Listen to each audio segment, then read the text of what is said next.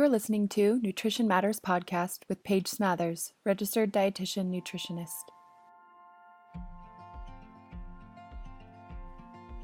Hi everyone, it's Paige Smathers. Thanks so much for being here.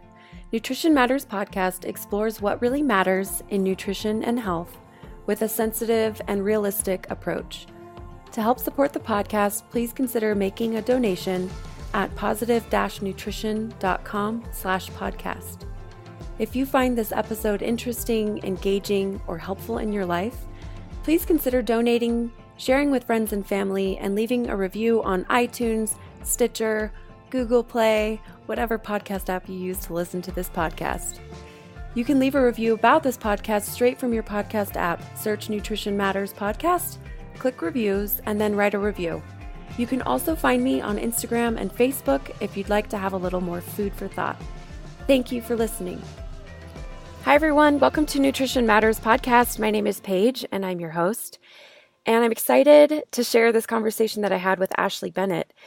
And I'm excited / a little bit nervous. I have a little bit of trepidation about sharing this conversation just because there is so much still to learn. There's so much conversations, so many more conversations we still need to have.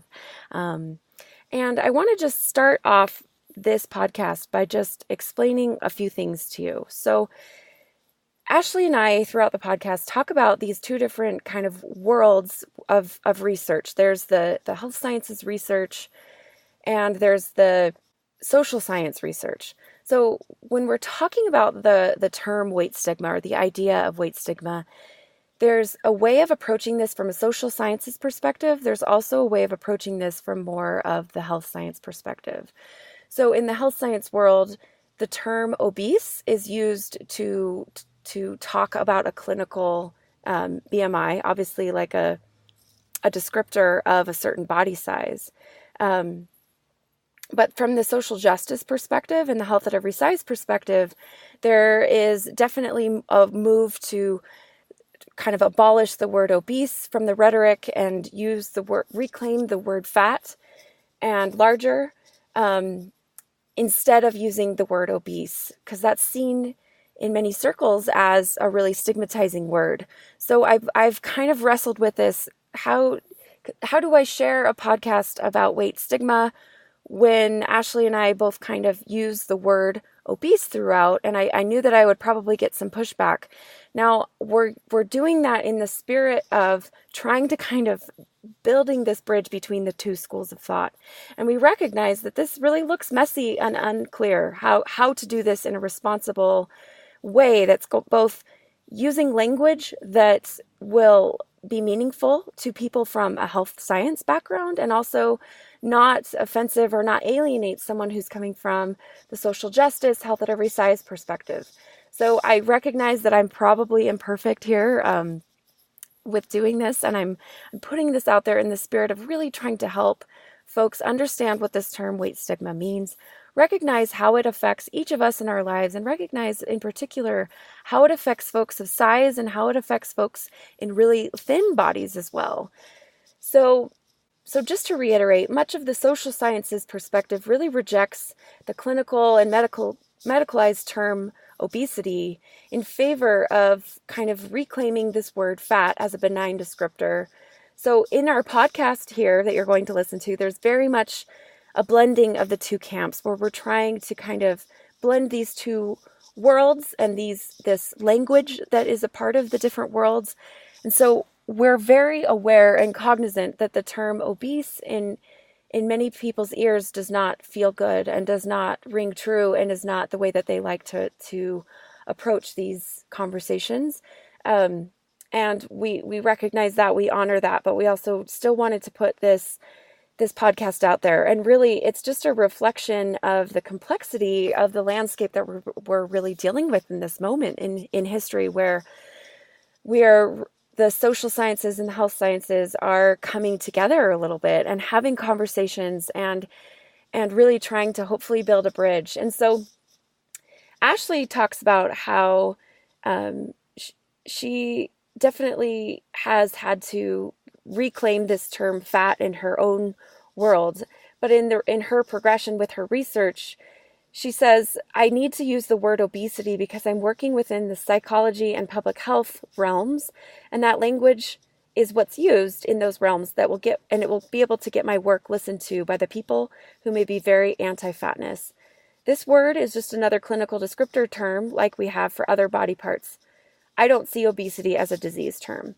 So I recognize that some people listening might disagree with that or might feel differently, but I want to just kind of still put this conversation out there, let you know that we are doing our very best. We recognize that there's still so much to learn and so much more to explore, but we wanted to put this out there to hopefully help the word of learning about what is weight stigma and how does it affect us, just really help get that out there in the in people's minds and have people start reflecting on these things. So that's the spirit of what we're doing here. Definitely messy and kind of gray and imperfect, but we're doing our best. So I wanted to also just mention a few quick announcements.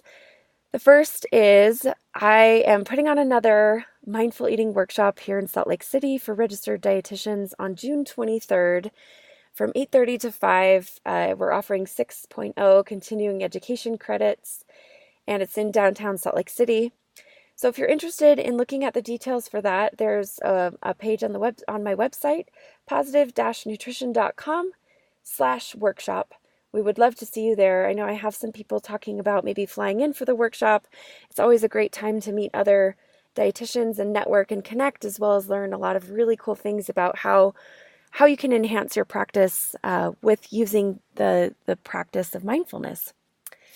Another thing I thought about mentioning on the podcast here is just some of you have been so generous and donated to the podcast, and I really appreciate that. I know it's kind of awkward to ask for money, but I was talking with someone who's a podcast listener, and they asked me about how much money I've made over the years with the podcast, and they were surprised to learn that it's really not very much, maybe $400 in about 3 years.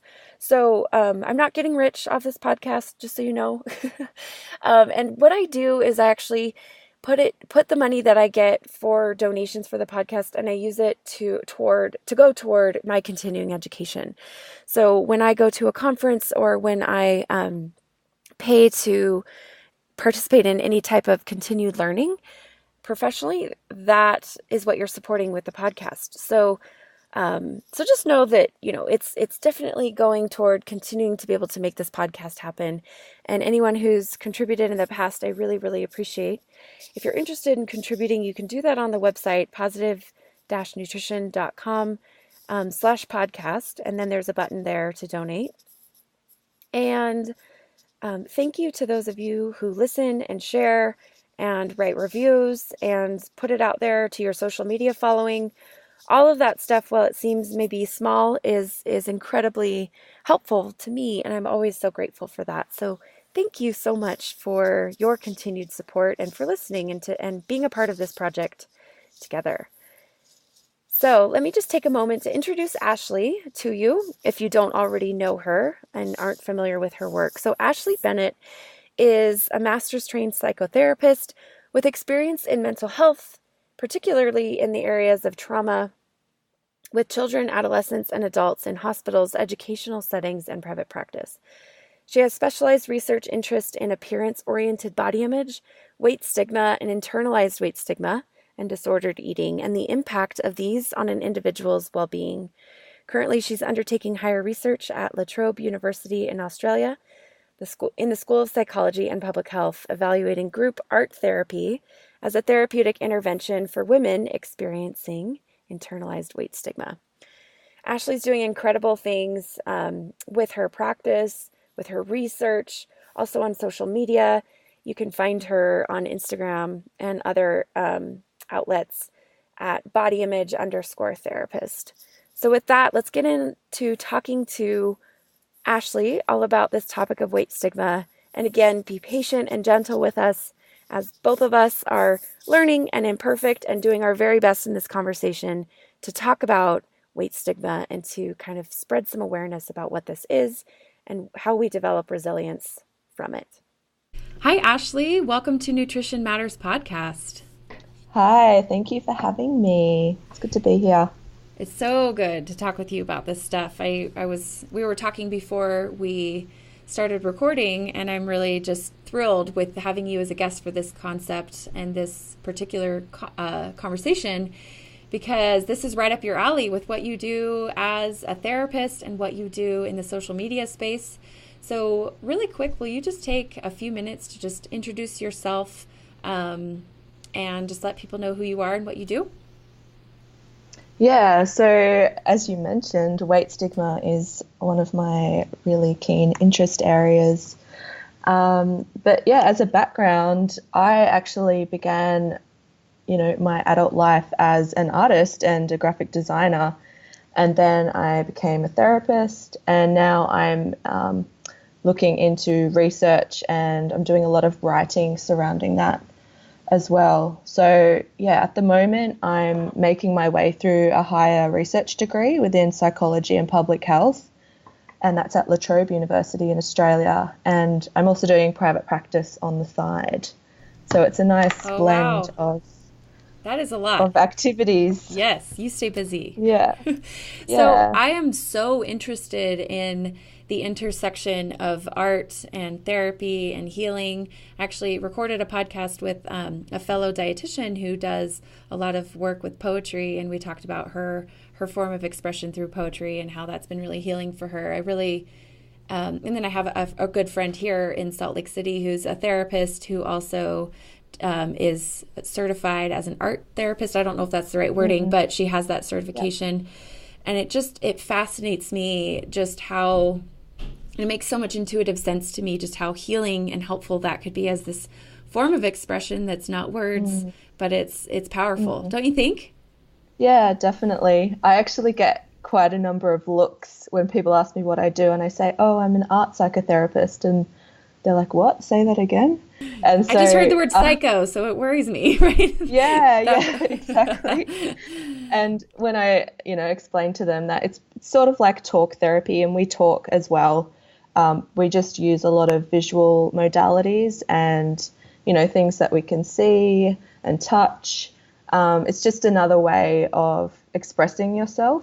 And I think a lot of people don't realize that therapy isn't just talk therapy, and that sometimes talk therapy isn't the best fit for people, and that there are so many ways of expressing ourselves beyond words themselves. yeah, I'm I totally biased. and here we are on a podcast using words, right? I love Yeah, words, but I definitely. also love creativity and all these other way like just for me even just like being out in the mountains where I live is like so healing and so grounding, and I can only imagine that in conjunction with a skilled therapist who knows how to, use that to teach you something and to help you learn more Yeah, about yourself. I can just see how yeah. there's Hold the just space and right. yeah, yeah, There's more than one way to do this work and to heal and to learn about ourselves, which I think is so cool. definitely.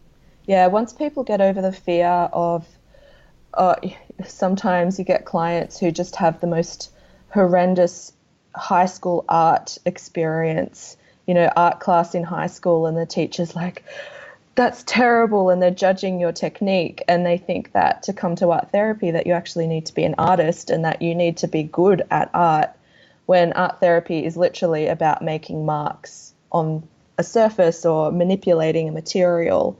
It's not about being good at art. It's actually more about the process itself. And you can draw stick figures the whole time if you like, but you'll be surprised what you can do when you're being held in a non-judgmental environment. Suddenly all these things start coming up. Oh, I want to do that so bad, but the only bummer is my friend is the art therapist in town. So I'm like, dang Yeah. it. Oh, yeah, you'd have to travel. I know. She's like, boundaries, professional boundaries. No, but Yeah. anyway, really cool stuff. And I'm super intrigued by it. So thanks for sharing all of that. Yeah, no Um, problem. so the way I got familiar with you and your work is obviously a lot of the people I connect with are via social media and via kind of similar circles we run in. So I've just been so impressed with the stuff that you've put out there that's been so evidence based and really just kind of not beating around the bush, kind of just saying, hey, this is what the research says, and this is some of the problems with how we're approaching certain problems, quote unquote, that we see in society these days, and maybe even how people in the medical field are approaching their patients, or therapists are approaching their clients, or dietitians, or whoever it might be. When this topic of I wanted to talk with someone very skilled in the space of weight stigma came up, I thought of you just because of all the stuff that you've put out there and all of the really thoughtful work beyond just the research you've cited, but also your own words about these topics that just really, really resonates with me, my experiences professionally, personally, and then also just what you specialize in and kind of what you're known for is this work within the arena of body image. So, so talk about that. Well, you recently had a little shift in your practice and what you... I did. Yeah. Well, I suppose at the beginning, something that I really noticed, like I've been on social media for a long time, and not just in this particular area. So I've sort of had quite an expanded view of, what's sort of happening in this area of, diet and health, and then the other side of the equation of body positivity and fat acceptance, and the two very, sort of opposing sides in a way. We sort of have one thing to say about the other. It's almost like we've got two camps. And, one's very science oriented and, medical based, and the other side is very social justice and equality. And they're just coming from very two different schools of thought. Oh, that's such a good point.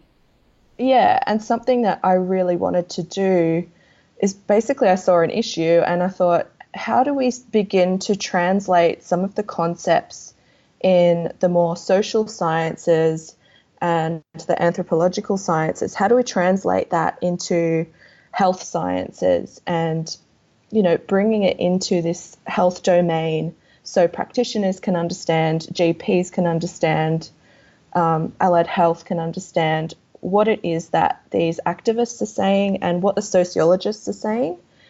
I really wanted to sort of bridge that gap and, just get people to recognize that we're talking about the same thing at the end of the day, but from very different perspectives. I love that so much. That speaks to my soul. I believe in building bridges. I believe that everybody's doing the best they can, and we need more people saying, hey, we all have the same goals, and here's how we can speak the same language so that we can work together rather than feeling like we're fighting against each other, right? Yeah, seeing our similarities instead of I'm right and you're wrong and I'm right and you're wrong on either side. Yes. It just becomes a bit of an ego trip. I really say that. It's an ego trip. We're fighting with each other rather than fighting for the cause at hand. And we're alienating people, don't you think? Exactly. I mean, when it becomes about our egos, it's not about the issue at hand. And there's lots of problems with that because there's so much work to do. Yeah, because at the end of the day, what we're all aiming for is, we want to have an enjoyable existence in the world, essentially. That's it, right? That's what we're going for. And we all come at it from different angles. So I suppose that's one of the reasons why I thought, okay, it's time to get on Instagram. I had just burning words in my chest, and I thought, it's now or never. I've just got to get this out there. And you're doing it. And it took off really well. But yeah, like you mentioned, I had a bit of a shift in my Instagram recently. And, a part of that reason was because I was very aligned with the social justice side of things and identifying myself as a fat woman and reclaiming that word, which was so incredibly important. But I wanted to just step back a little bit myself as a clinician and try and see things a little bit more objectively with the two orientations. Something that I'm very aware of as a therapist is, there's the potential to become so aligned with something and become so ingrained with someone's story that you lose that ability to see things more objectively and less biased. And so I just wanted to take a step back and get clear on my voice. And what I am about is the fact that in general, we are so fixated on our bodies as our existence, and we live through our bodies, but it's not our entire world. It's a work in progress. I love suppose it. That's what I'm saying. We're all that, right? We're all learning and growing and changing and evolving in the process. And I can definitely understand what you mean when you say that you kind of, I don't know if you're saying this, but what I'm hearing is you feel like you sort of, maybe if you adopt a certain camp, if you will, when you know that there are camps, it can feel alienating, and maybe like you're not able to build that bridge quite in the same way as if you take that step back and say, okay, let's find this middle ground. Is that fair? Yeah. Okay. That is fair. Yeah. And I suppose I want to reiterate that doesn't mean I'm rejecting any camp. Sure. Either. Sure. I want to feel clear in my mind when I look down upon the two orientations. And I think that's really developed as I have, I'm an emerging researcher, and, I suppose I'm taking on more of the researcher persona in a way. Sure, that makes sense. Yeah, yeah. And that's the thing. That's what's really important, is to have that objective stance as much as you can. Definitely. All right. So for anyone listening who maybe is new to the podcast, hasn't listened to previous episodes, I just wanted to set the stage just a touch for listeners. So 2 episodes ago, on episode 111, I interviewed Fiona Willer, who is also from Australia and doing incredible work in these spaces, kind of from that dietetics lens of, and what we did was we tackled this idea of, what does the weight science say? What are the flaws in the ways that we do research about weight and about weight loss? And I didn't intend this to be kind of like a continuation of that conversation, but there are going to be some similarities. So today, Ashley and I are going to be tackling this topic of weight stigma, and we're going to be talking about the research that both of us have reviewed and looked at and are really important in the work that we do with our clients. And, your perspective as a therapist, my perspective as a dietitian, and then also just really kind of talking about what the current research is saying about what is weight stigma, and how is it affecting each of us and the people that we work with and anybody listening. And really our intentions, or at least my intentions with this episode, is to help kind of bring this concept of weight stigma down to earth. And it's kind of really applicable to what you've already said, Ashley, of instead of it sounding like people are shouting it on the rooftops and saying, like weight stigma and, burn it all down, burn all the systems down of our world. And granted, I think there's like a time and a place for that like anger and that activism and that emotion. Sure. But I want this to feel like a safe resource for someone who's like, hey, I'm curious about what this word really means. And I don't necessarily need like to feel like attacked if I ask these questions, And so does that resonate with your experience a little bit? Yeah, definitely. I think, especially when you're beginning to learn about these concepts and you're trying to educate yourself, you're going to have questions.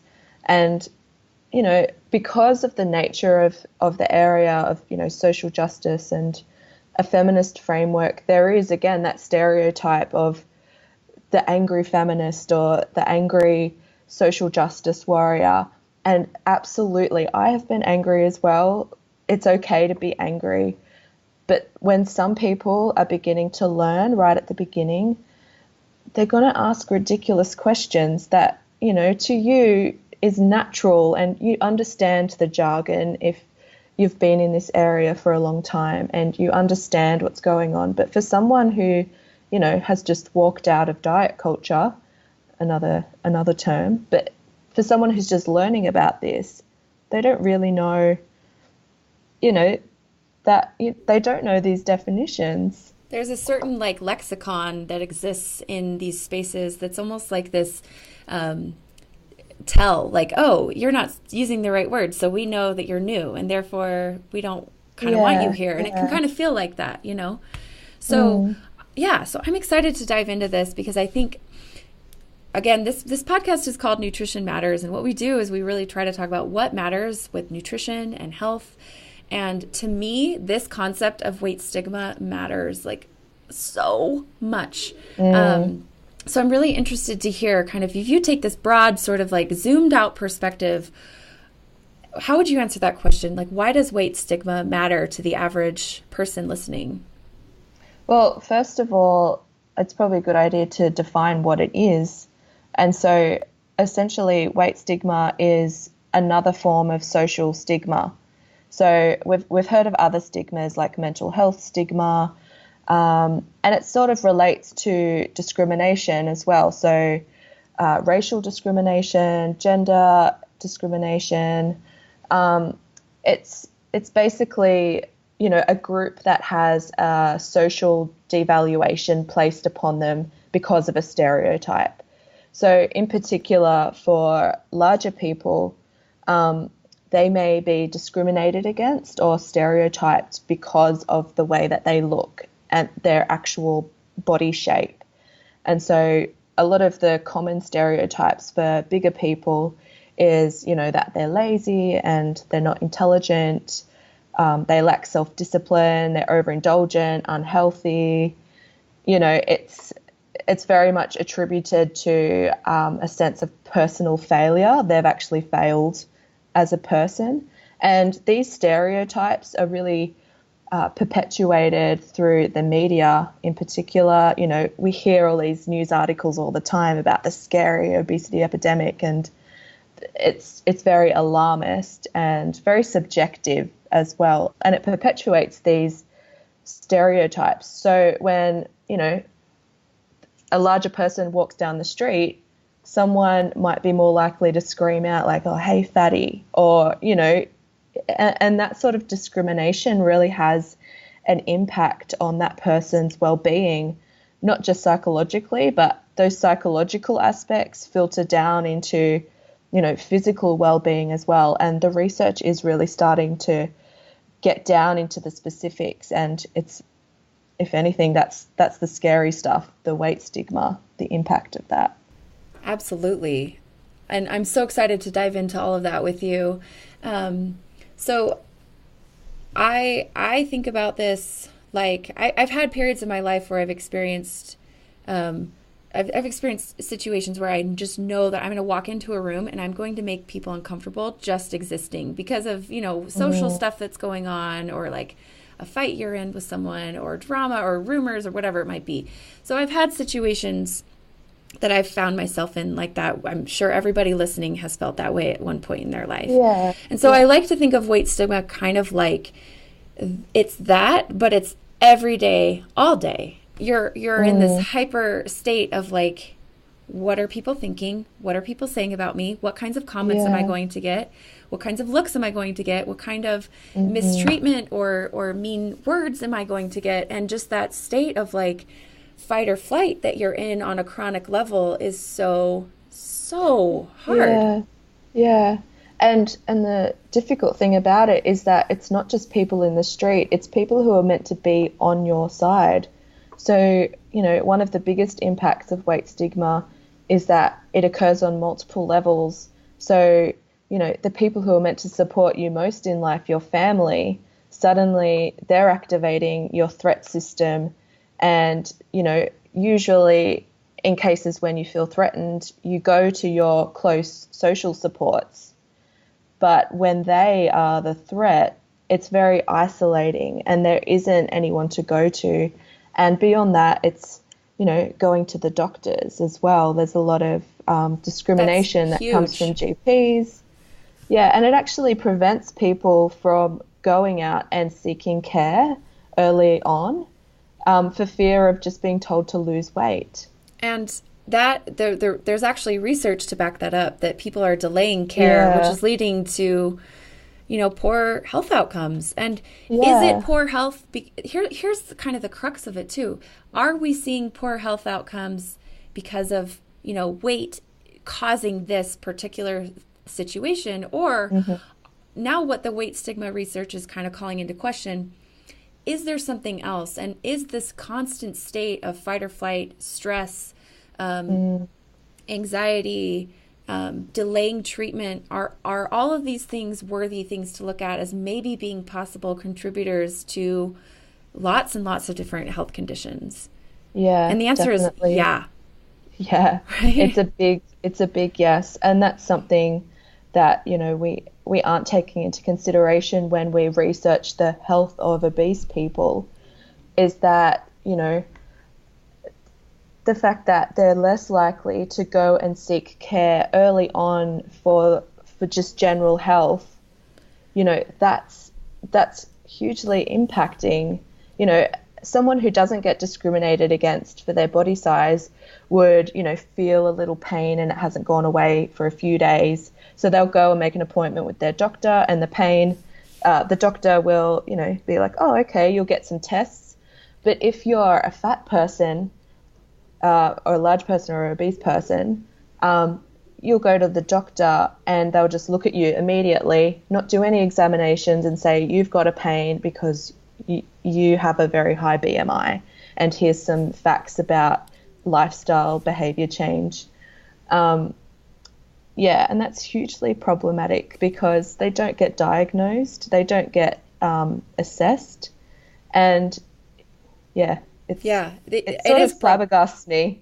It is. It's sometimes it's so subconscious on the part of the provider that they don't even necessarily realize, like, oh, I am actually not I'm avoiding diagnosing this person because I'm just assuming it's about weight. And so I think that this is like on all of us, whether you're a provider or a patient or just a layperson. It's on all of us to really assess, like, how do I talk in my own head about other people's bodies? What assumptions do I make about someone's health or someone's lifestyle?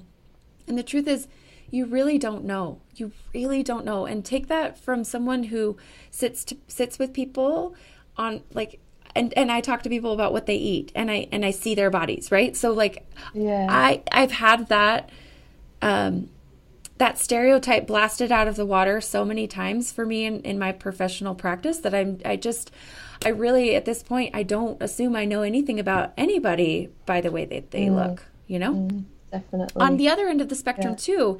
And I think that this is important to highlight just briefly. I mean, I want to focus on people in larger bodies, but also like folks in smaller, very thin bodies might experience weight stigma too. And, definitely. And it's equally as damaging, where they might be misdiagnosed or things might fly under the radar. For example, you might be struggling with binge eating and no one would ever even ask you any questions about it because they look at your body and they make assumptions, right? So this is a problem in lots of different ways. Yeah, either end of the spectrum. All right, so one of the biggest forms of pushback I get when I just even mention this word weight, or this phrase weight stigma, is just, oh, that's just an excuse for fat people to not care about their health, or that's just glamorizing obesity. I know I've heard people say that about the body positivity movement, stuff like that. Yeah. So what do you think about that? Let's just talk broadly about that for a minute. Yeah, well, one of the things that I remind people when they say that is that the World Health Organization actually has something to say about this. And in 2017, they did acknowledge obesity stigma in particular as a public health issue. And they did release a PDF of sort of how we can begin to approach this issue and how we can train clinicians and just educate even the media on how to, not perpetuate this stigma, mostly because, we are gathering a lovely collection of research on weight stigma and just how damaging it is for people's health that, it's pretty good when the World Health Organization weighs in on something. Yeah, that's saying something for sure. Yeah. And I think where people are maybe coming from, I try to kind of put my head, my feet in their shoes is what I'm trying to say. I think a lot of people mistakenly assume that if they just motivate people or just say the right thing or just portray the right facts in front of someone's eyes, then they'll finally be motivated. And I think that there's a really big, important distinction to make, that a physician saying you need to lose weight for that pain in your neck or something random that has nothing to do with, weight. I think it's really important to just mention, most of my clients will report to me, I know that I'm fat. Like, I know it. Yeah. And so, and if there's anyone who knows, calories and has studied all the, the stuff that they think they need to do to lose the weight, it's these folks, Yeah. So yeah. I think if anything, like the people that I have met, and even from my own experiences, is that I meet a lot of bigger people who are so knowledgeable in the area of nutrition and what they should be doing to lose weight. And the fact is that if we keep just throwing it back on the person and saying, oh, you just need to do this, you just need to do this, you just need to do this, we're missing out on the point. And if anything, to sort of co-opt a word that's used a lot against bigger people, it's lazy doctoring, and it's lazy, it's lazy practice in general. It is. If we have been receiving, and I'm talking as a larger person as well, I'm a smaller, larger person, but we have been hearing this information for decades and nothing has changed. So why are we still just blaming people for being unmotivated? I mean, it's just such a no-brainer to me. Well, and at some point, like, I don't want to make this about thin people, because it's not, but I also want to connect. If a thin person is listening and they're like, why should I care about this? I think it's important to just make the point that we all do better when we recognize our internally held biases, and we all do better when we're not sending to the next generation this message of like being fat is the worst thing ever, right? Because that is the crux and the root of so much pathology around food and eating and health. Yeah. I mean, even if you're not bigger, the fear of fat, and I hear it everywhere.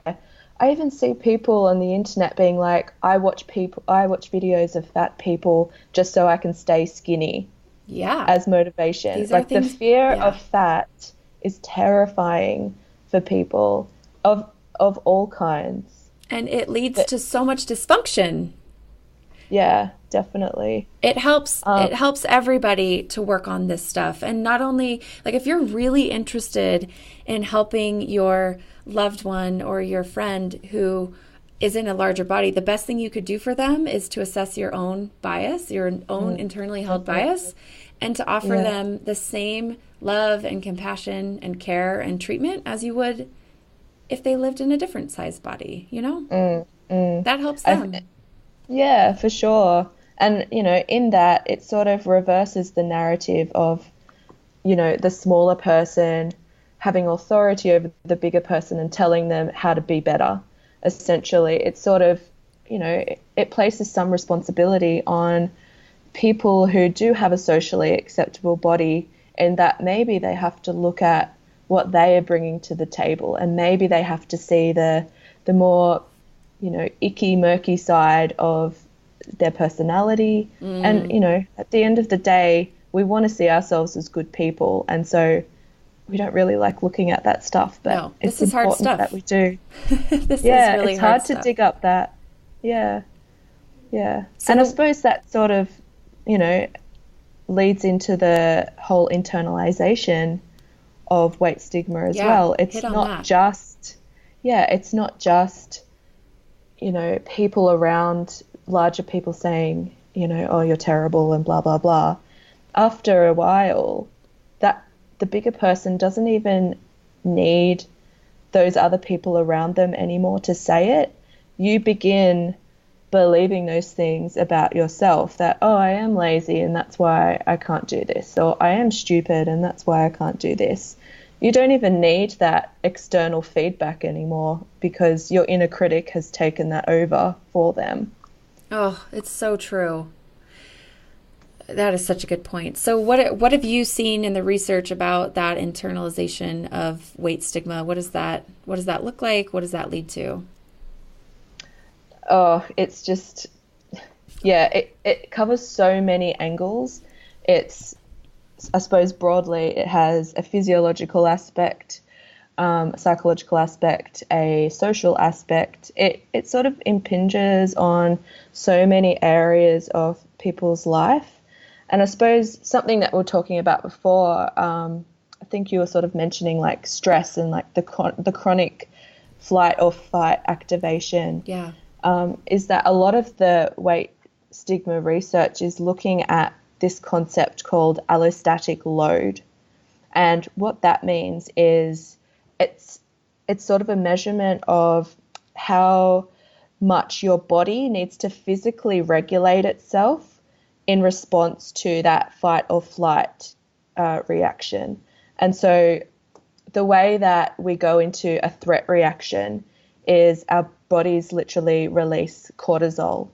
And if our bodies are constantly releasing cortisol, our bodies are needing to constantly regulate and come back to, a baseline of, homeostasis is what they call it. So that could just be general calmness or contentment. You're not super up, but you're not super down. And our bodies are constantly trying to do that on many levels to bring us back to baseline.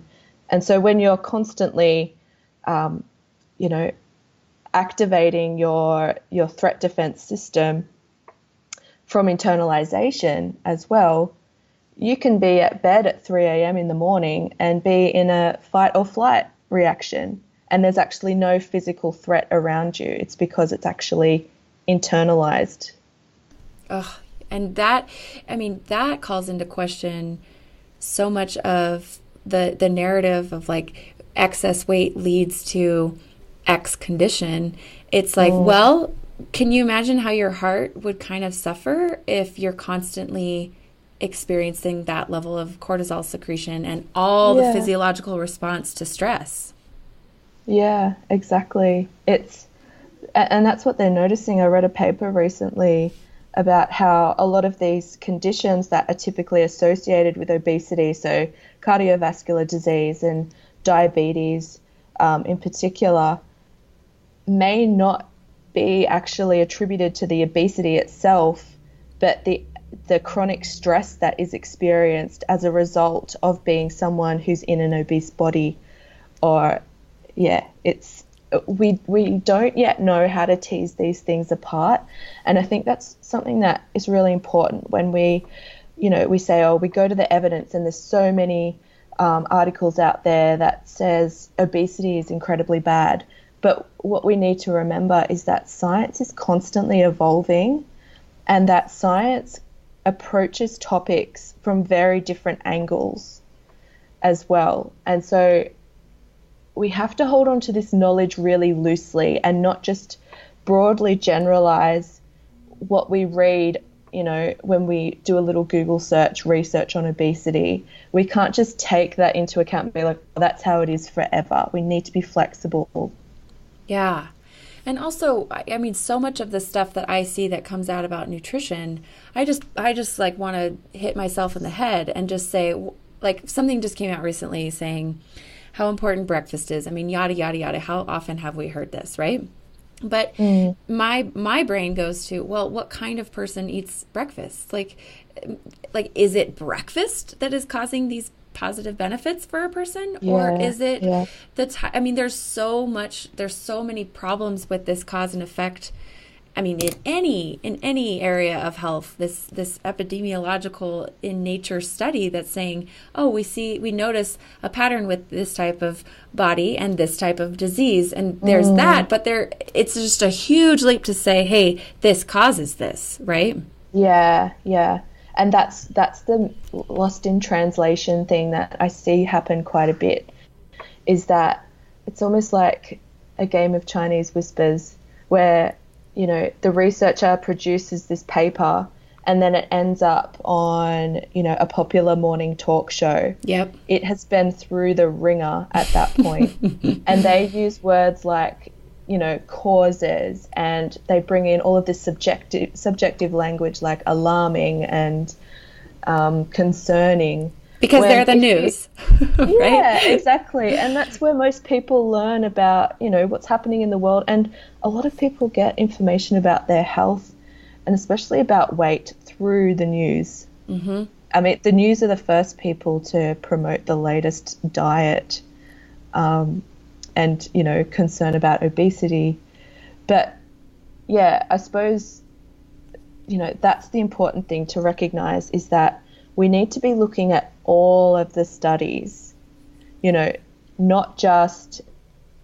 So if you're someone that has, you know, a lot of anti-fat attitudes, and that's a way of saying they've got a lot of bias towards fat people or bigger people, they will only look at articles that confirm their beliefs that fat is bad and that obesity is bad. But what we need to do is we need to look at all of the articles. And even I myself, I have to challenge myself to, even though I have a hunch that, you know, I'm moving in the health at every size, into the health at every size paradigm, I need to be reading, you know, other articles that may be more biased or may go against what I believe, because it's important to see the whole picture rather than, oh, you know, I have a belief that fat is bad, so I'm just going to look at all the articles that confirm that to me. Or I have a belief that health at every size is the most perfect paradigm ever, and I'm just going to look at all the articles about that. We have to look at the whole picture. That please. is so true. That is so true. So someone listening might say, well, aren't there way more studies that prove that fat is bad than, like, in terms of, like, if you were to zoom out on all the studies over the last few decades, what would you say to that? Yeah, well, that's the thing. This research is emerging research, and that's what we need to remember, is that science is continually evolving, and there are more articles out there that associate obesity with poorer health outcomes, and we can't ignore that has occurred. But we need to go back and critically analyze those papers and work out, you know, just the way that we approach health in general. I mean, so at the moment in my research, I'm really looking at health, public health and population health. And something that I've needed to do is go back and look at how public health has portrayed itself, you know, in the 19th century all the way through to the 20th century and into the 21st. And we have perpetuated a narrative of, you know, the individual takes care of themselves. Mm-hmm. And it's really important that, you know, we don't drop all of that. But when it comes to obesity, we have taken such a narrow view and such an individualist approach to obesity that we haven't taken into consideration broader health determinants like our socioeconomic status, our physical environment, and our access to food. There are just so many aspects that contribute to someone's health in general that we don't really look at. And health is so much more than what we put in our mouth and how much we move our body, right? Our well-being is definitely affected by our relationships and our ability to have access to the things that we need in our community, whether that's friends or food or support or connection, right? All of that makes such a difference in our well-being. And so I think also what I'm seeing is happening is it just seems like people are getting smart about that and like, oh, maybe it's not all about nutrients. Maybe that's important, and maybe exercise is important, but also so are these other things. And there's more to our health than just our nutrients. Yeah. It's a part of a bigger shift in the way we look at health in general. In the past, and, you know, we're still in it now. I like to say that we're definitely in a shift period. We're in a transitional space. It feels like that, doesn't it?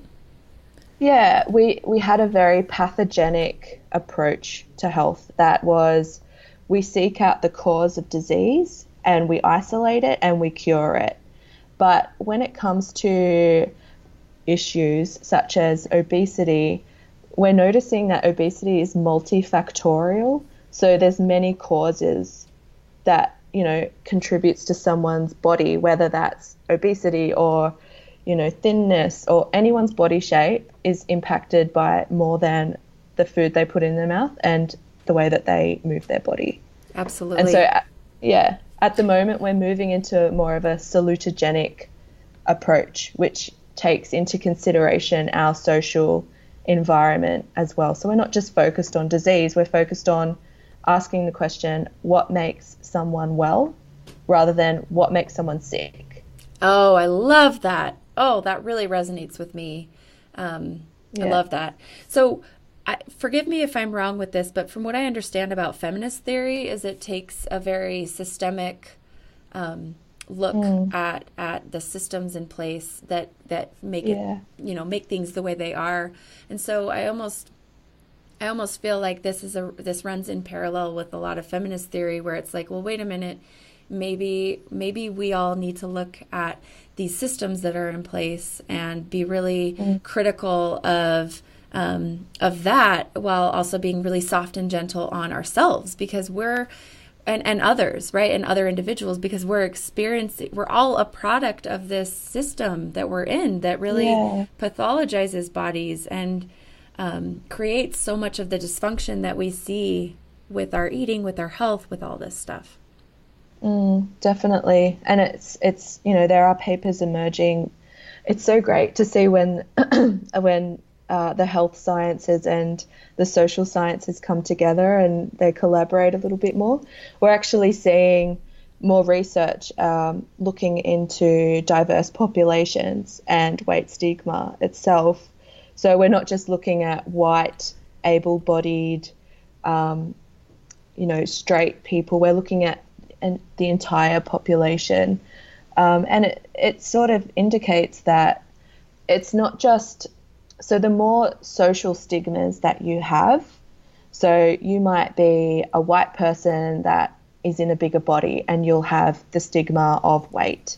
But if you're an African American or a Hispanic woman with extra weight and you have a low socioeconomic status, you have multiple stigmas and they end up compounding. So it's sort of like the more stigmas you have, the less likely you are to experience greater health, or your capacity or your potential isn't as great as someone who doesn't have as many stigmas. Absolutely, because it's like you're swimming upstream more than anybody else. You have so much more work to do to overcome all of the stigma you're experiencing. I have a friend who was in a position of hiring people for their company, and he mentioned that so often he would lean toward the women, because if the woman and the man were equal in experience and equal in their interpersonal skills or whatever it is, he kind of knew like the woman had to overcome a bit more than the man to be able to get to that point. And I think that there's a lot to think about with that. Like if you're seeing someone in a larger body who has had to overcome incredible amounts of stigma and oppression to, get that job and to go to school and to show up day in, day out, even though they're experiencing all the things that they have to live through to live in that body. It's really worth us all just taking a step back and being really impressed with that level of tenacity and courage and strength, Definitely. Yeah. And then there's that's something that, we talk a lot about within a feminist framework, is this concept of privilege and acknowledging your privilege. And we talk about it a lot on social media as well. But then the flip side of that is people saying like, oh, well, I can't feel my pain because someone has it worse. And so it's being really mindful that even though other people have multiple stigmas, that pain is relative to our personal being as well. Yeah, Yeah. there's so many traps that we can fall into. Yes. Yeah. Yes. And it can be discouraging because it can be a place that feels like, oh, I can't do this right, or I can't do this enough, or I can't learn enough about this stuff. But I think even just thinking about these things and trying to become more aware and trying to actively, dismantle some of this stuff in your own world, whether that's with you or with people you love, I think it's really valuable work. So be gentle with yourself in this process. Definitely. I think a really great term to Google and a way to figure out what your level of privilege is Google the term power flower. Okay. So it's a concept where it has all of these factors and you sort of place yourself within those factors, like are you the dominant or are you not?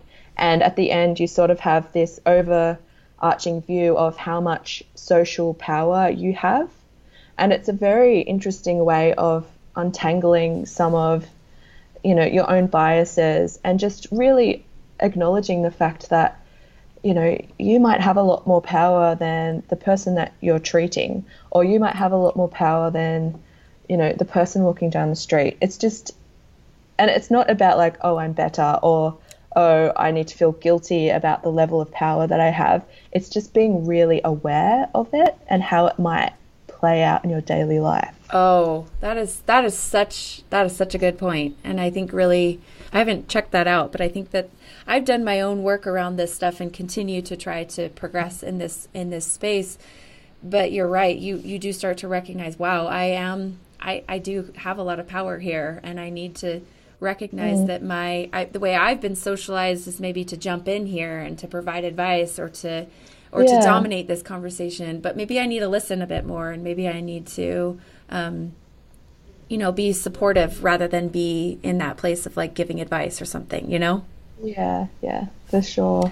So diving into the research, what's we have, like we said, we have a lot of really interesting papers in front of us. What, we've already talked about this study in 2017. And again, one thing I wanted to mention is a lot of the studies that you're going to see about this topic of weight stigma are going to be like in the last few years. This is, again, why, you're not going to see studies from like 1998 on this probably. I mean, there might have been kind of fringy things going on then, but right now it's definitely up and coming research. So there's a study in 2017, and we've talked about this, but I just want to highlight this, that really suggested that people who had higher self-stigmatization, and I want you to maybe help us define that term, but had higher overall cardiometabolic risk. So what does kind of bring that down to earth for the listeners?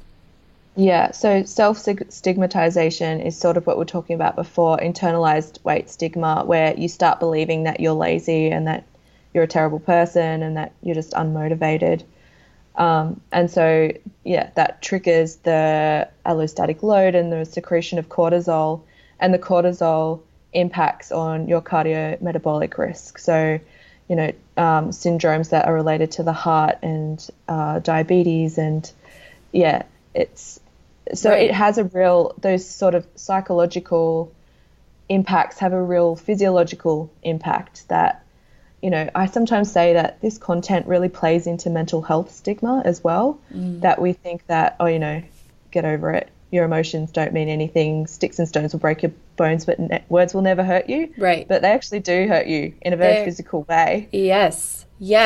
And I think that's something our collective kind of consciousness seems to be sort of realizing, at least maybe in the circles I run in. We're like, oh, maybe we are seeing like things that we internalize on a mental level come out and manifest themselves in very physical ways. And maybe we need to give ourselves, or maybe we need to pay close attention to what we're allowing into our minds just like we're trying to pay attention about what goes into our mouth. And again, I'm not advocating for really rigid paying attention, but just we're very comfortable with like, gosh, don't eat that and do eat that, but we're not very comfortable with like, don't think that thought and do think that thought. Like we don't do that, right? Yeah, exactly. It's that sort of thing is sort of stereotypically relegated to those kinds of people, you know, the woo-woo people, like think positively and do your affirmations. But it's coming out that, you know, that is incredibly important as well. And that sort of, you know, it made me think of just in the ways that we personally cope with this sort of stuff. And these articles are also saying, like, you know, there is an increase of cardiometabolic risk, but it's also relating to the ways we cope with that emotional, psychological impact in terms of, you know, a lot of us don't really know how to cope with our emotions. And, you know, it can lead to other things like, you know, abusing alcohol or binge eating or substance abuse or just other forms of avoidance of our emotions, because we just aren't accustomed in our culture to look at those psychological impacts. Yeah, that's so true. And I actually just recorded, shout out to episode, I think it was 110 with Tiffany Rowe, who I know you know. Yeah. She came on the podcast and we talked about how to feel your feelings, because that is so relevant to us being able to be resilient from any weight stigma we might have internalized, or to be resilient through body image struggles or whatever we're going through in life, right? We need to learn how to feel our feelings. It's such a big deal. Definitely. That's why we need more people like you. Because they will come out. And, you know, I wish it was this way, but burying your head in the sand and avoiding your feelings doesn't work. Like, they go into your body and they just hang around. They do. Until you're ready or you feel safe enough. And the thing is if you're chronically stressed, you won't feel safe enough. Yeah. And, you know, your brain will come up with ways of disassociating from it, or minimizing it, or it just gets so complicated. So, Ashley, will you talk about the Sutin, I don't know if that's how you say it, Sutin, Stephen, and Teresiano 2015?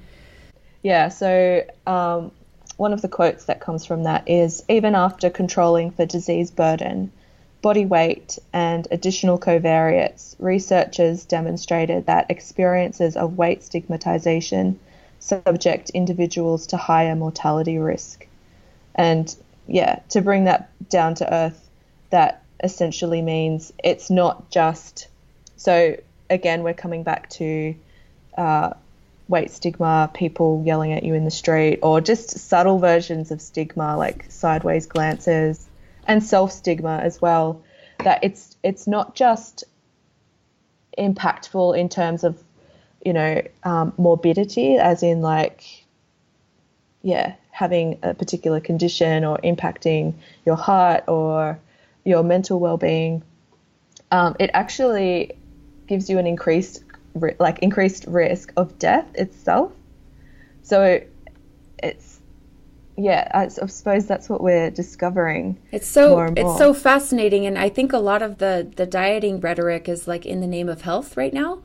And so I think it's really fascinating to just point out, like, if we're really talking about health, we need to zoom out on what that actually is, and then then B, look at like, okay, it is not healthy to be in a constant state of complete anxiety about our bodies due to some, you know, unattainable ideal put onto us by society. Like, that's not healthy for us. What is healthy for us is doing this really tough work of self-acceptance and self-love, and you know, that's like a consistent journey to go on. But I think that if we're really concerned about health, we need to be talking about those things.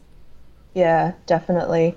And it was within that paper that, you know, common perpetrators of weight discrimination are typically your loved ones.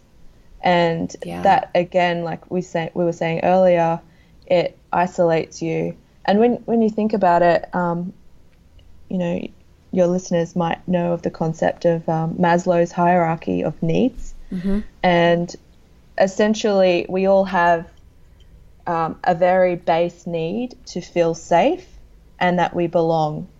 And if those basic needs, and when I say safety, I mean psychological safety, food safety, that you've got shelter, that you have, you know, a support network, until those things are satisfied, it's really hard to, you know, go beyond that. And so that's where we actually have to begin. Sometimes I will get critics come out and say, like, oh, well, what about someone who's 600 pounds? You know, should we just be kind to them? And you know what I say? Yes. Yeah. We need to be kind. We need to be compassionate. Shame doesn't work on anyone. Okay, and that's actually what I wanted to talk about, because there's a study that highlights that. I mean, there's many studies that highlight that. So there was one from Tilka. I don't know if that's how you say it. Tilka. Tilka. I say okay. Tilka. Okay. So a quote that comes from that 2014 study says that it's a myth that shaming or criticizing someone's weight will pressure them into losing weight. The actual impact is called weight stigma, and it's associated with higher blood pressure, binge eating behaviors, bulimic symptoms, negative body image, low self-esteem, and depression in children, adolescents, and adults. And there's another one from 2017 that talks about how when you identify as yourself as overweight, irrespective of what your body mass actually is, it predicts impaired physical and psychological health outcomes long term. Mm-hmm. So really what that's how that becomes important for us is to recognize that, like, it's not helpful nor beneficial for us to deliver this really weight related feedback and expect that to be helpful as a motivator for behavior change. It typically, I mean, just in practice, delivering that type of feedback to people actually leads to more of those symptoms that we're talking about: more binge eating, more discouragement, more depression, more isolation and loneliness, and using food in a way that's not, you know, ultimately, you know, super helpful for us. Yeah. And that's the thing, we might, in a lot of cases, we're exacerbating the issue, because when we go down to those deeper core issues of, let's say, for example, someone is 600 pounds, let's go deeper than that. Sometimes I watch, you know, just to stay in, you know, what the public receives. Where people are, right? Yeah. Yeah. I'm in like a lovely little bubble. I feel the same way. Yeah, but out in the world, you know, you see those documentaries about, you know, the 600-pound person or the 900-pound person, and a lot of their story is they talk about all of the trauma that they've had in their life, the attachment issues that they've had in their life. They haven't had significant people. They've had a terrible upbringing. There have been so many issues surrounding it. You even hear people saying, like, oh, I just don't know how to say no, and no one's there for me. And then the narrators just, you know, cut to them binge eating all of this food and saying how, you know, they're unmotivated, and it just... So, and I want to make... Oh, go ahead. Yeah. It's highlighting, even these particular documentaries are highlighting, you know, these people are feeling unsafe, and we need to address that safety issue. It's so hard for people to just see someone without looking at their body and just freaking out. Yeah. Like, some people will look at bigger people and just freak out and want to fix it. Yeah. It's like, just stop. They're not going to drop dead right now.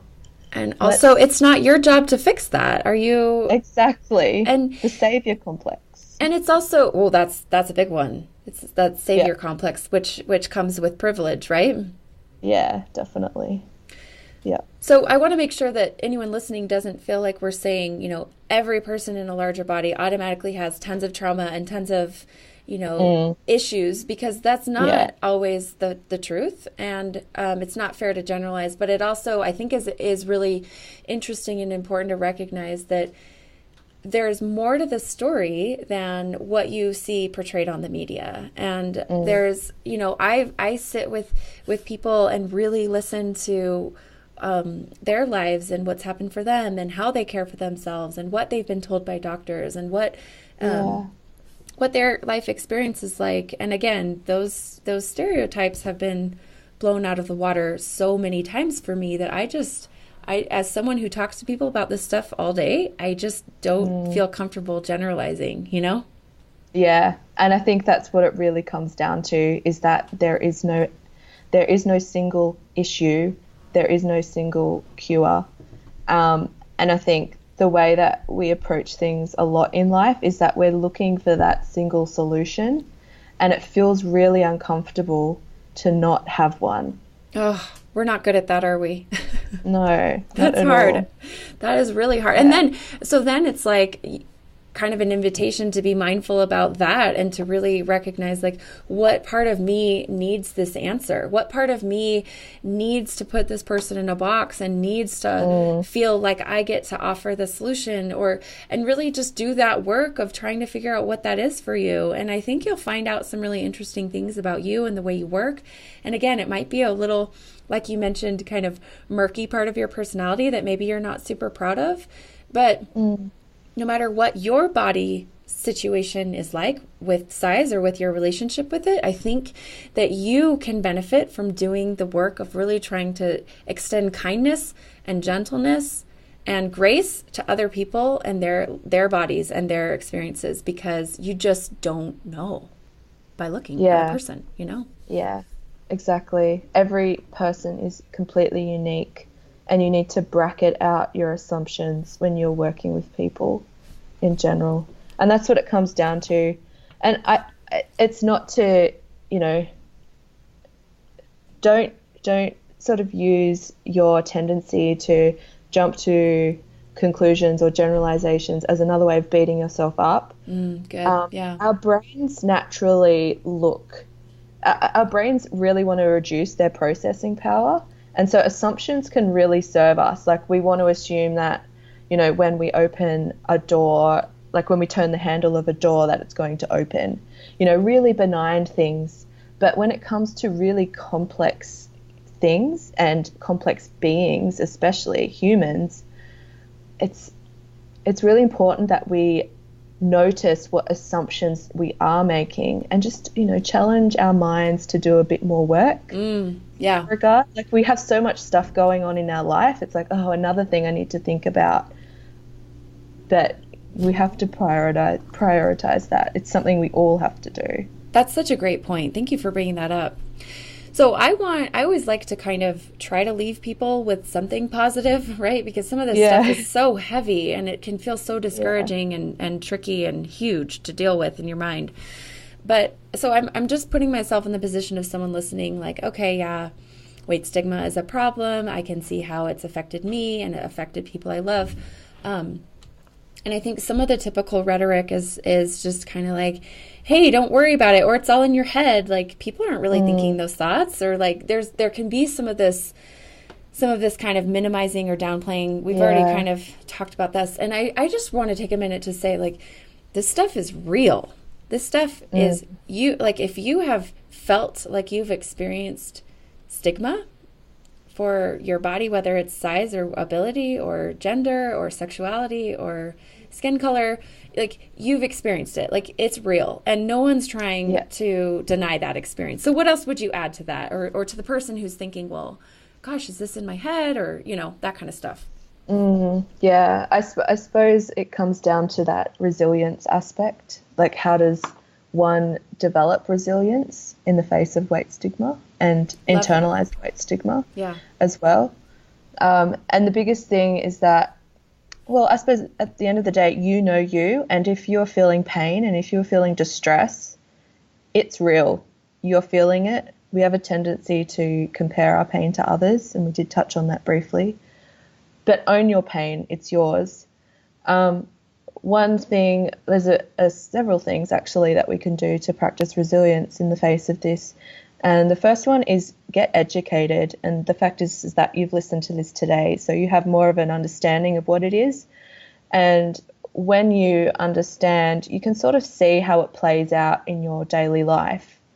And secondly is find a supportive support network. So you might be in an environment now where, you hear a lot of negative feedback about your body. Find people who, and prioritize spending time with people who actually see you and not just your body. And so, one of the biggest contributors to resilience in general is having a supportive social network. If you are sitting there thinking, I cop this from every direction, go on the internet. There's a lot of great spaces in social media. Instagram is a really great resource as well to get educated and to also meet people who may be going through similar things to you. And I don't want to interrupt, but I also just want to point out, you said that one of the biggest factors of resilience in general is to have community and support. And I think it's really important to highlight again the fact that stigma isolates you from that, And so like, how are you supposed to be resilient when the very nature of what you're going through is so isolating? And so I think that that's just important to point out, like how oppressive and chronic this can feel for someone, Yeah, so. All of and even, other populations who are stigmatized, they can receive more support, social support that, their family may accept them for who they are, or, they're not going to get stigmatized at the doctors. But yeah, weight stigma is one of those very incredibly isolating experiences. So you were just listing off some things people can do, and I interrupted you. So the first was, I forget exactly what getting educated. Yeah, get educated. Second one was to develop that support system. Yeah, and the third one is developing self-compassion and personal boundaries as well. So at the moment, our sociocultural climate is really catching up in regards to this. And some people think that I have to change everything in my environment so I can feel okay. And whilst, there may be an element of your environment isn't really supporting you at all and it's playing on your sense of safety, it's also recognizing that we can't be idealistic either, that there will always be groups of people that don't like each other. And a lot of, marginalized populations in the past and even now have gone through decades of reforming that sociocultural, stereotypical impression of the person. And so that's where self-compassion comes in, being like, this is really hard where I am at right now, and I feel really isolated, and just allowing yourself to feel that, and putting in your personal boundaries of, if you have, for example, someone in your friend group who's incredibly, really mean to you, don't hang out with them anymore. Right. Like, put up your boundary. You don't have to subject yourself to that. Yeah, like there's an element of choice. And even with myself, it took me a really long time to realize that I get to choose who's in my life. And I think we forget that we can choose who our friends are.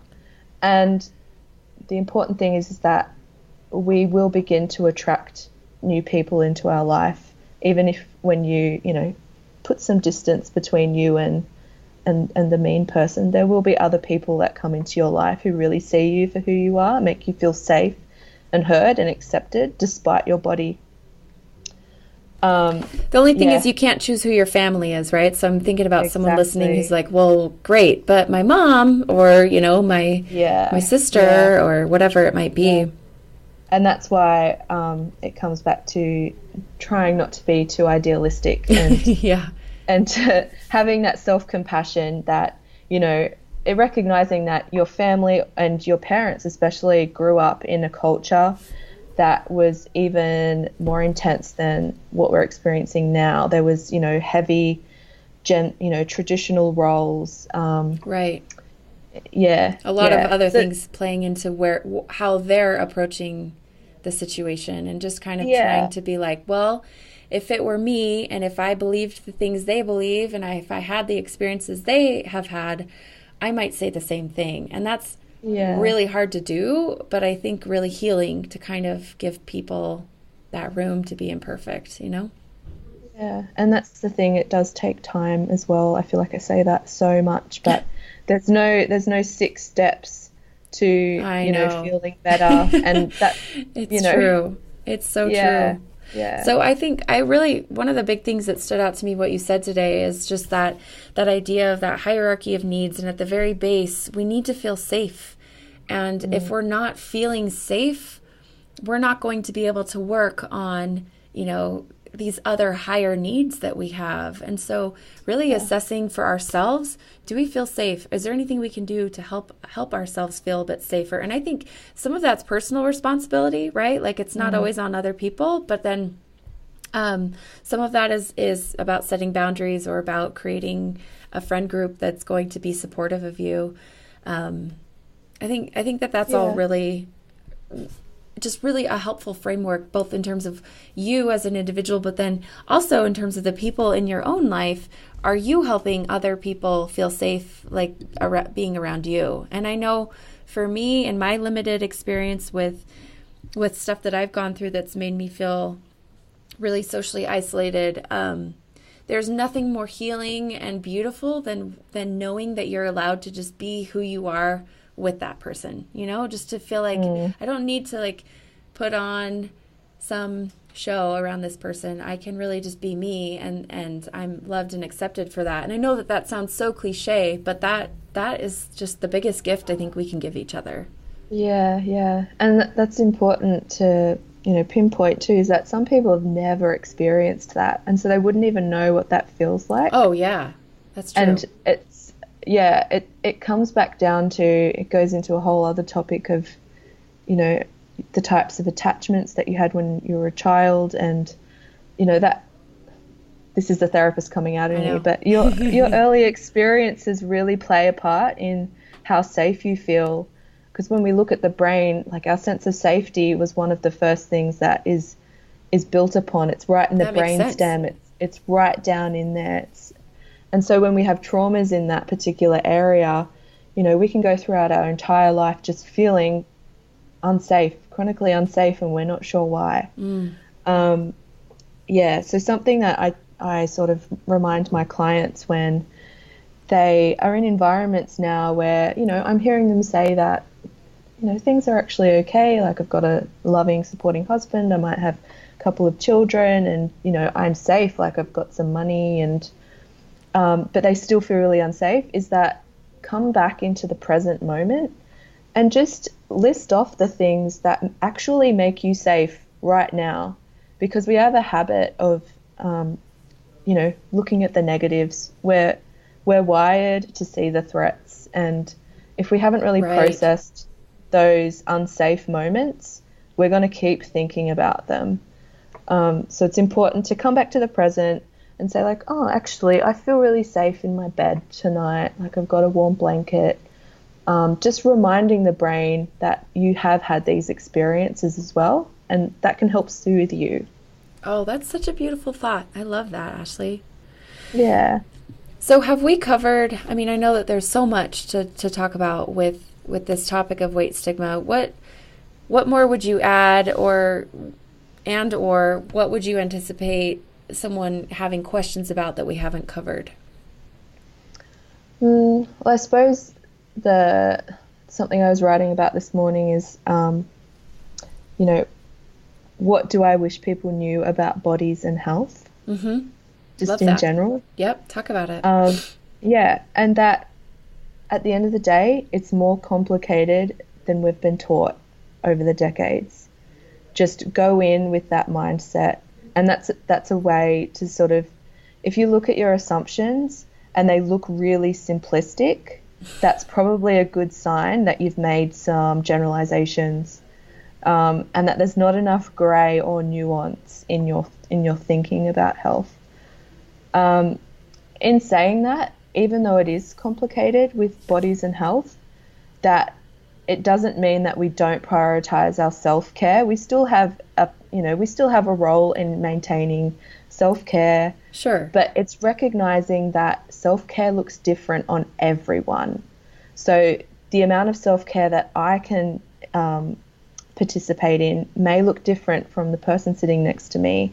And it's just coming back to that idea of context, and that my experiences may not be that person's experiences.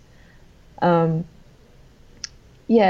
awesome. Just becoming more expanded in your thinking. And I think I always point this out, but I think it's useful to talk about one more time here, is just when we're trying to figure out how to reject dieting, and we're trying to figure out how to understand the systems that are in place that are not helpful for us, and we're trying to do this work. I think we can also do a lot of really kind of simplistic thinking, where we like, I mean, we're guilty of this at all on all sides. And I think it's really important to make sure that we're recognizing that tendency all human beings have to say, oh my gosh, I've figured out this new thing, so therefore I'm going to just do it this one way, and this is the right way, and this is it, and I have it all figured out. I mean, you've mentioned this a lot with the research too. It's the pendulum swinging in the opposite direction. Yes, completely. Yes. And it's so important for all of us to consistently check that, because it's a tendency to do this us versus them, and this black and white, all or nothing mentality. Mm-hmm. And so we can be guilty of it, whether we're in the dieting mindset and in diet culture, or we're rejecting it. We have to be careful of it on all fronts, I think. Yeah. That plays into that safety aspect as well. This is things that are on my mind actually this week. Interesting, yeah. Is that going into the us and them spaces, whether you're in dieting, full Fitspo diet world, or if you're in full rejecting dieting, everything's great over here. It's wanting to belong. Mm-hmm. It's wanting to feel safety through belonging. And if you have received a sign that your body doesn't belong in a particular space, you will find a space where your body does belong. And then it's recognizing that that space also has unspoken rules as well about how you stay in the space. And this is the murky side of it as well. But it just comes back down to safety. Like, where are you seeking safety in your life? And does it need to be that black and white? Oh, yeah. Thank you. These are things I've been personally wrestling with for many years, and just seeing the rhetoric and the fighting and the blaming and the pointing fingers and the, like you mentioned, just like we're losing people, because people feel like it's just so much arguing. I really appreciate people who are willing to just be like, this is messy. This is gray. It's so messy. This is so messy, and we're okay. We're going to make it through together. So I'm hoping everybody got that message from what we've said today. And I've really appreciated all of your insight. This has been so incredible. I've loved this conversation. So just take a minute, Ashley. Thanks for letting me talk. Yeah, of course. Anytime. Take a minute and tell people about where they can find you and follow along and or seek your services. So I spend quite a bit of time writing on Instagram. So if you have Instagram, it's bodyimage_therapist, or you can look me up at bodyimage.therapist.com. Okay. But I'm sure Paige I'll link to all of that. Yeah. Yeah. Great. So that's me in a nutshell. Well, thank you, Ashley, so much. This has been so incredible. I'm just so grateful for your time today, and thanks again for being here. Thanks, Paige. It was amazing. Well, I sincerely hope you've enjoyed this conversation. If you haven't already, please go ahead and leave a review on iTunes. Thanks again so much for listening, and we'll see you soon for another episode.